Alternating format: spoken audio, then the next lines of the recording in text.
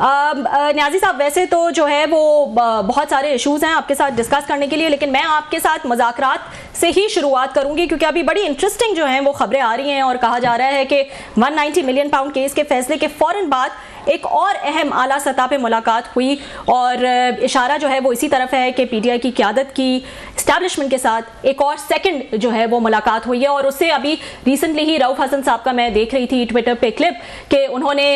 बड़ी जो है वो उम्मीद जाहिर की है इस चीज़ से। तो ये तमाम मामला जो है वो इसी तरफ जा रहा था, इसीलिए हम देख रहे हैं कि on the face of it मुज़ाकरात हुकूमत और पीटीआई के दरमियान जो है वो कामयाब नहीं हो पा रहे थे। देखिए जी, मुझे तो जैसे आपके प्रोग्राम में पहले भी आवाज मेरी वापस आ रही है, मैं तो पहले भी आपके प्रोग्राम में कह चुका था 26वीं आईनी तरमीम के दौरान कि ये कामयाब हो जाएगी और ये ब्लो हॉट ब्लो कोल्ड का जो निज़ाम है वो खुद ब खुद जो आप देखेंगे कि इसका बिल आखिर तरमीम के ऊपर कहते हैं ना कि तेरी सरकार में पहुंचे तो सभी एक हुए, तो ये सारे के सारे बाजमात हो जाएंगे। और जिस तरीके से 26वीं आईनी तरमीम के ऊपर मैं समझता हूँ कि इमरान खान, तहरीक इंसाफ, फजल रहमान साहब सारे यकसू थे, मुस्लिम नून, हुकूमत, पीपल्स पार्टी, मेरा नहीं ख्याल कि कुछ फर्क था इन सारों में, एक दूसरे बढ़ चढ़ के उसके ऊपर इकट्ठे थे। बाकी रोल मुख्तलिफ होता है कि आप लोग वोट नहीं देंगे मिलाकर या हम नहीं देंगे, इससे जो है पूरा का पूरा निज़ाम जो है एम्बेरसमेंट ज़्यादा होगी, कामयाबी कम होगी। मैं नहीं जो इस वक्त मुज़ाकरात हैं इसके अंदर मुझे ये नहीं पता ये ऊंट किस कवर बैठेगा, लेकिन मैं ये जरूर जानता हूँ कि मुज़ाकरात बिल आखिर एक इनके अंदर कंसेंसस हो जाएगा। आया अगले 2 हफ्ते लगते हैं या 2 महीने लगते हैं या 1.5 महीने लगते हैं, 3 महीने लगते हैं, इसके अंदर सिर्फ ये होगा कि एस्टैब्लिशमेंट ने एक अपना चेक लिस्ट दे दी होगी कि भाई ये शराइत है, इसके ऊपर अगर इमरान खान को, रूस साहब को रिलीफ चाहिए तो इन्हीं पाबंदियों में या इसी चेक लिस्ट के अंदर वो अपने लिए आज़ादी ढूंढ लें, और जिससे भी आज़ादी कहेंगे या उसका एक ये कह लें कि जी बनी गाला के अंदर या किसी और जगह पे उनको सेहत अफजा मकाम पे रख के और वहाँ पे उनको प्रोटेक्टिव कस्टडी में या जेल में रखा जाएगा और क्या कुछ उनके पास होगा। और अमलन इमरान खान साहब क्या क्या एग्री करेंगे, पॉसिबिलिटी ये है कि इतने पे इत्तेफाक हो जाए कि वो सियासत में बिल्कुल दखल नहीं देंगे और तरीके साहब को आज़ाद कर देंगे। उनको कुछ क्राइम भी नजर आते हैं कि जिस तरीके से उन्होंने केपी के अंदर अब एक रिलेटिवली एक ऐसे बंदे को जुनैद अकबर साहब को दे दी है जो एस्टैब्लिशमेंट के असर सूख में उस तरीके से नहीं होगा जिस तरीके से अली मीन गंडापुर साहब या उनके गौर अली खान साहब, इस तरह कॉम्प्रोमाइज है। हो सकता है बाद में किसी मौके पे, हो सकता है ये मेरी बिल्कुल एक तजियाती चीज है कि गौर अली खान को भी तब्दील करके इमरान खान साहब, तहरीक साहब को बिल्कुल अपने ऊपर आजाद छोड़ दें और उसमें अमल दखल छोड़ दें और खुद जो है उनको बनी गाला के अंदर वो अल्लाह मियां की याद ही करते रहें और सियासत से थोड़ी देर के लिए कनाकश हो जाए। ये इम्कान भी है कि तहरीक साहब को पीपल्स पार्टी के साथ मिला के और फिर एक नया सेटअप आ जाए ताकि तहरीक साहब को इक़्तिदार के अंदर भी लिया जाए और इक़्तिदार से बाहर भी रखा जाए। तो ये वो सारी मुमकिनात हैं, इसमें कुछ भी हो सकता है, लेकिन अमलन मुज़ाकरात कामयाब हो जाएंगे, शायद देर सवेर हो जाए। न्याजी साहब, आपने जिक्र किया ये केपी में जो तब्दीलियां की खान साहब ने, उस हवाले से, और अली अमीन का आपने खासकर जिक्र किया, क्या वजह यही है कि जो उनके राब्ते हैं एस्टैब्लिशमेंट से या क्लोजनेस है वो वजह है, या फिर बुशरा बीबी की नाराजगी वजह है, या फिर वाकई गवर्नेंस इशू है? तीनों में से क्या आपके ख्याल में वजह बनी है? देखिए जी, मैं नाराजगियों को तो ज़्यादा एवेल्यूएट नहीं करना चाहता हूँ क्योंकि उसके अंदर पता नहीं वो नाराजगी क्या आया ऑप्टिक्स हैं, आया उनको कुछ तासुर देना है, हकीकी हैं या एक तस्वुराती हैं या एक लोगों के अंदर एक सामने लेके आया जो है ना उनको एक चीज़ रखने की कोई सही है। मुझे इतना पता है कि अली अमीन गंडापुर को जब वजारत आला दी गई थी तो इसमें 2 राय नहीं थी। खान साहब जो थे वो पूरे यकसू थे कि ये वो लोग हैं जो एस्टैब्लिशमेंट से उनका मामला करा देंगे और ये किसी न किसी तरीके से मुज़ाकरात करेंगे और मुझे कोई ना कोई रिलीफ दे देंगे। और मैं एस्टैब्लिशमेंट को कहूँगा देखो मैंने आपके बंदे जो है उनको मैंने सारे ओहदे दे दिए हैं, चाहे नेशनल असेंबली के अंदर है, जो कुछ हमारे पास है, चाहे प्रोविंशियल असेंबली में है। अब ये वकास अकरम साहब जो थे, वो किसको नहीं पता कि वकास लीग में थे तमतराक के साथ, किसको नहीं पता कि वो 4 महीने पहले तक जो है इलेक्शनों से वो तहरीक इंसाफ के बिल्कुल एक सीना फुला के मुखालिफ थे। ये सारी बातें सामने थी। फिर उनको जब आपने इलेक्शन के फौरन बाद पलक छपकते पब्लिक अकाउंट्स कमेटी के चेयरमैन का नाम प्रपोज किया, तो मतलब यही था कि जी वो जो नाबगा रोजगार जितने लोग थे जो एस्टेब्लिशमेंट के आंखों में जचते थे या उनकी आंखों की ठंडक थे या कॉम्प्रोमाइज जिसको आम अल्फाज में कहा जाता है या कंप्लायंट थे जी, वो सारे के सारे इमरान खान साहब ने उमर अयूब से लेकर, जो मेरी नजर में जो है मेरा अपना ख्याल है। अब आ जाए कि जो अली अमीन गंडापुर साहब है वो मैनेज नहीं कर सके। वो ये उधर वो चाहते थे कि किसी तरीके से एस्टेब्लिशमेंट को भी साथ लेके चले और तरीके साहब के वर्कर्स को भी साथ लेके चले, लेकिन मैं उसमें हमेशा मेरा तो अपनी नपीतुल राय थी कि जितने आउटिंग हुई है तहरीक इंसाफ की स्टीम निकालने के लिए हुई है, तहरीक इंसाफ को हल्कान करने के लिए हुई है, उनकी सियासत को जो मार्जिनलाइज करने के लिए हुई है, और हर उसके अंदर अली अमीन गंडापुर जो है वो एक्सपोज होगा और वो जो उसका वो मैनेज नहीं कर पाएगा। चुनांचे अब आखिरी दफा मैं 24 नवंबर की बात नहीं कर रहा हूँ, मैं 26 नवंबर की बात नहीं कर रहा हूँ, मैं इससे पहले जो आई है एक 2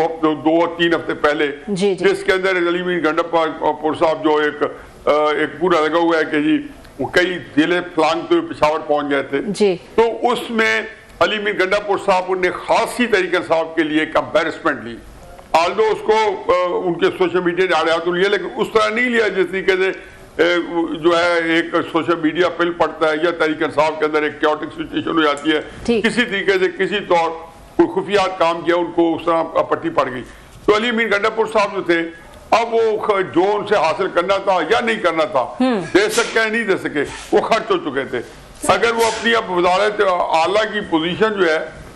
वो भी बचा जाए, क्योंकि अगर ना मुज़ाकरात का नाकाम हो गए या ना चल पाए तो इमरान खान साहब जो है आखिरी हुरा यही करेंगे कि एक और जब लड़ाई अंदर से शुरू करेंगे जेल से, वो अली अमीन गंडापुर साहब को शायद वज़ारत आला से भी हटा दें। लेकिन मेरे नहीं ख्याल कि इसका कोई ज्यादा इम्कान है,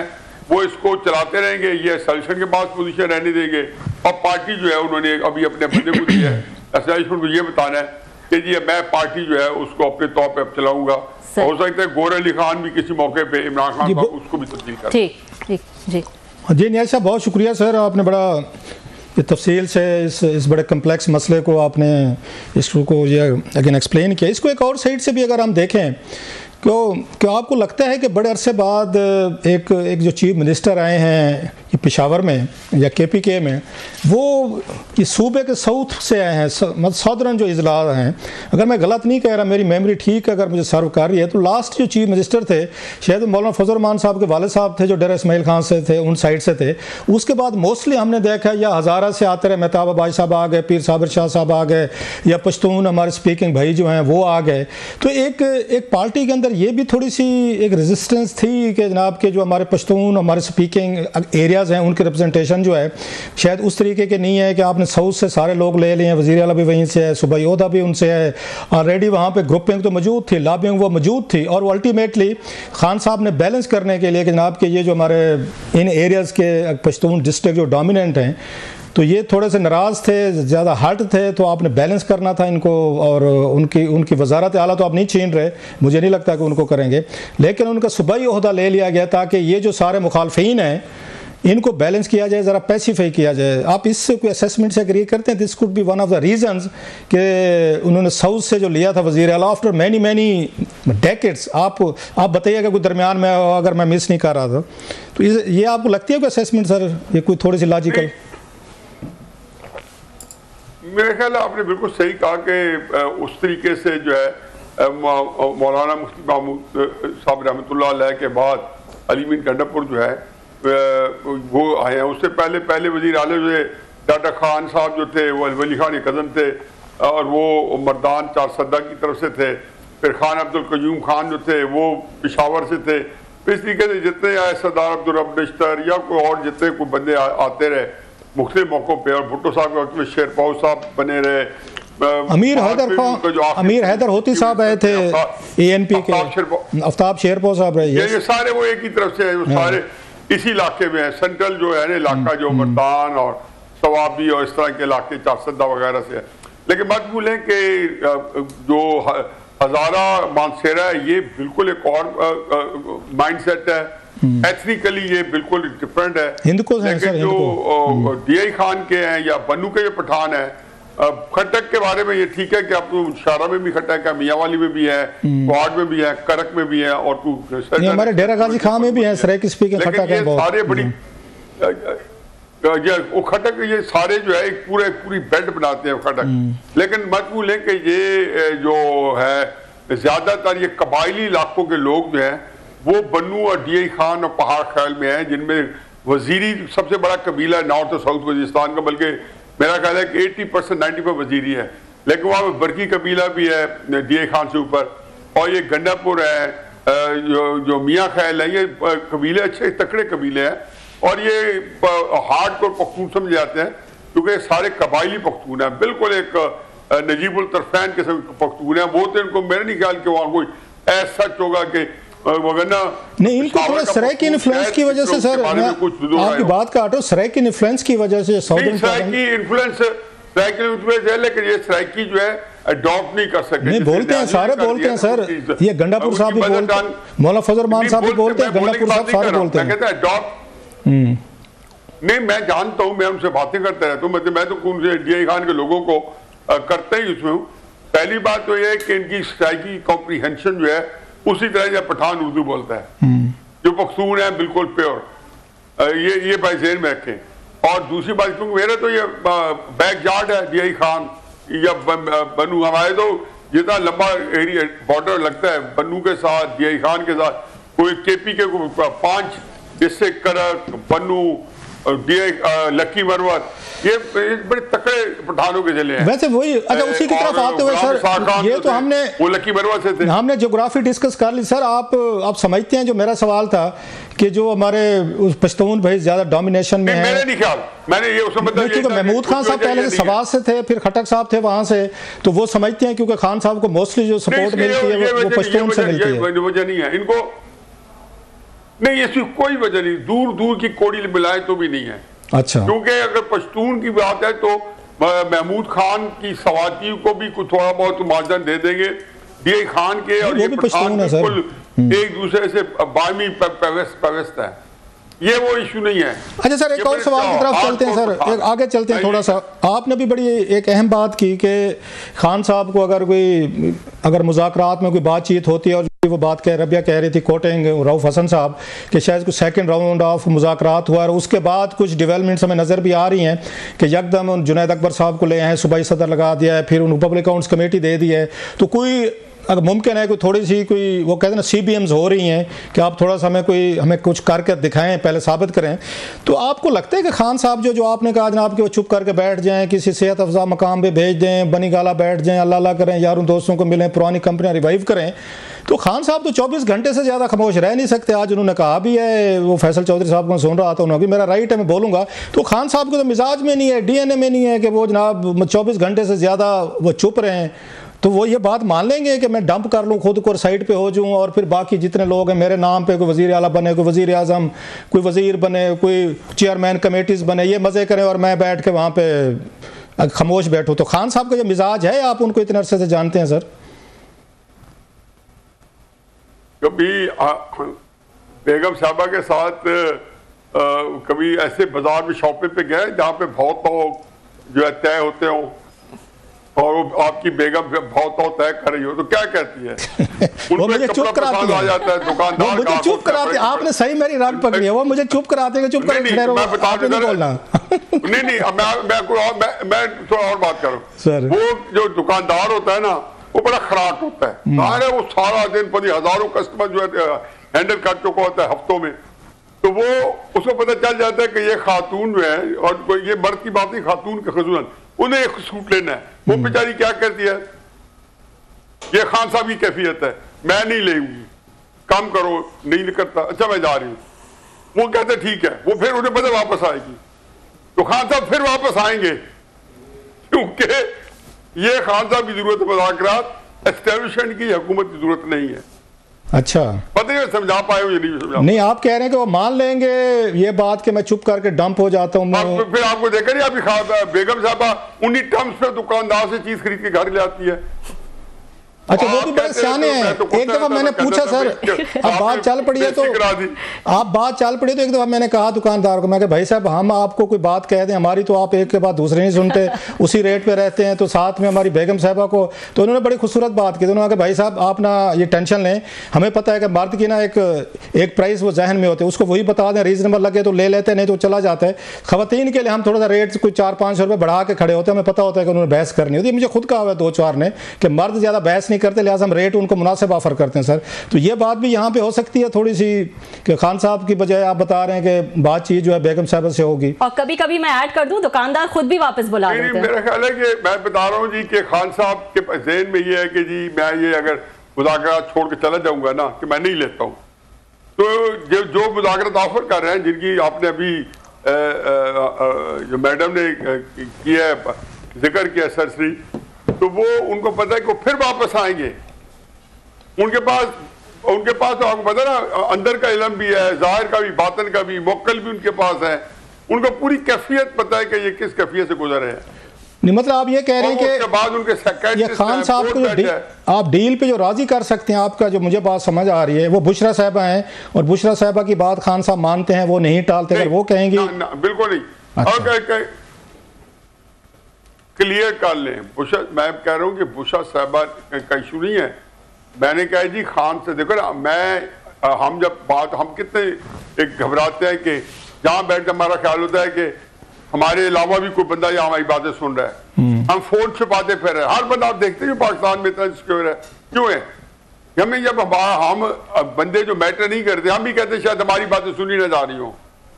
तो उनके पास मालूमात सबके बारे में जिसको चाहते हैं ना, उनकी मालूमात उनके पास मौजूद होती है। कहने का मकसद यह है कि खान साहब की जो कैफियत है ना, उनको अच्छी तरह मालूम है कि खान साहब ने यहाँ पे आके टूट जाना है, वो तेरी तौर पे तैयार है। तो खान साहब उसका समझ रहे कि उनको नहीं पता, तो मैं अगर कहूंगा कि मैंने मुज़ाकरात नहीं करने जी, तो उनको ये पहली बात है कि ऑप्शन क्या खान साहब के? ऑप्शन तो आप सारी एक्सरसाइज करके एग्जॉस्ट करके आए हुए हैं। आपने लॉन्ग मार्च कर लिया, आपने तरसीलात ज़र रुकवा ली, आपने काम रुकाई हुई है, दिसंबर में उसके रिजल्ट देख लिए, जनवरी में रिजल्ट आएंगे, क्योंकि अभी तक वो आपका ऑर्डर वापस नहीं हुआ। आपको सोशल मीडिया तरसीलात ज़र के बारे में उस वक्त से लगा हुआ है। कौन सी ट्रम्प की ऑप्शन है, उसमें हफ्ते 10 दिन बाद ये भी एग्जॉस्ट हो जाएगी, फिर क्या करेंगे आप? पहले मुझे ये बताएं कि आप के पास जब आप आपने रैलीज निकाली, आपने प्रोटेस्ट किए, आपने कॉल्स कर करके देख लिया, 8 फरवरी के इलेक्शन के बाद 5 कॉल लॉकडाउन की पूरे पाकिस्तान में खान साहब दे चुके हैं। हम बुनियादी तौर पे बहुत सी चीजों की इंफॉर्मेशन नहीं रखते, दूसरे चूंकि हुए नहीं है तो हमारा ख्याल है कि उन्हें कॉल नहीं दी। वो पाकिस्तान लेवल में 5 लॉकडाउन की कॉल दे चुके हैं। तो इस वक्त मेरा अपना ख्याल है कि खान साहब जो है वो अपनी गलत हिकमत अमली की वजह से अपनी पोजीशन बहुत कमजोर की हुई है उन्होंने। ठीक, आप पोजीशन स्ट्रेंथ से नहीं बहुत का बात कर रहे हैं, आप पोजीशन वीकनेस से बात कर रहे हैं। कि वीकनेस ये है कि आपके पास अब कोई ऐसा तरीका नहीं रहा जिसमें आप एस्टेब्लिशमेंट को या सिटिंग गवर्नमेंट को किसी प्रेशर में ला सकें, या वो डर जाएं कि खान हमने ये ना किया तो खान साहब ये कर देंगे और जल्दी से हम ये पकड़ लें। तो मेरा अपना ख्याल है कि मुज़ाकरात जो है वो जब दूसरा राउंड शुरू होगा, मैंने रऊफ हसन साहब का बयान नहीं देखा, लेकिन मेरा अपना ये ख्याल है कि वो दूसरा राउंड नहीं होगा, इसी की कंटिन्यूएशन होगी और खान साहब जो है फिर बहुत कुछ मान के और ये बातें फिर कहने की रह जाएगी मगर खान साहब बहुत सी बातें मान के